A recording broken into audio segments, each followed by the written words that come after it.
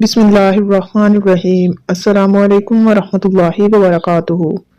پورے دن میں صرف 10 بار جو یہ درود پڑھتا ہے، ملک الموت اس کی روح انبیاء کی طرح نکالتا ہے،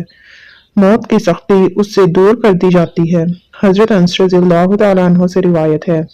رحمت عالم صلی اللہ علیہ وآلہ وسلم نے فرمایا،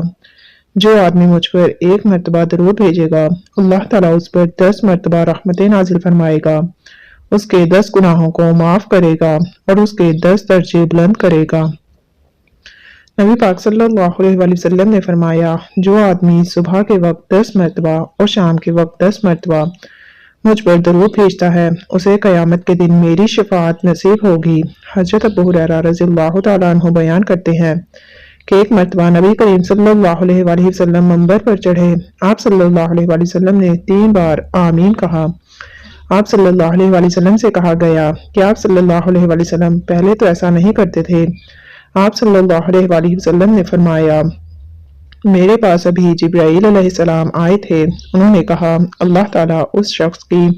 ناک کو خاک میں ملائے، ایک روایت میں ہے کہ اسے اپنی رحمت سے دور کرے،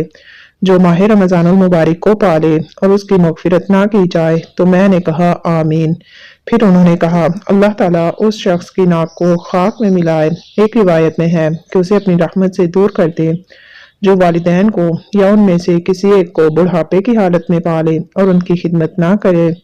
اور ان کی خدمت کر کے جنت میں داخل نہ ہو، تو میں نے کہا آمین۔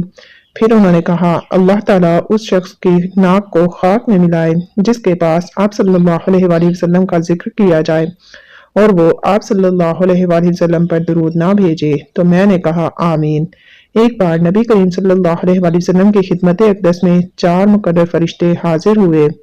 ان میں سے ایک فرشتے یعنی حاضر جبرائیل علیہ السلام نے عرض کی، یا رسول اللہ صلی اللہ علیہ وآلہ وسلم،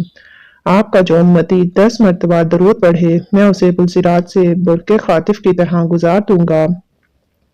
پھر حضرت میکائیل علیہ السلام نے عرض کی، یا رسول اللہ صلی اللہ علیہ وآلہ وسلم، جو درود پڑھے گا میں اسے حوض کوثر سے سیراب کروں گا۔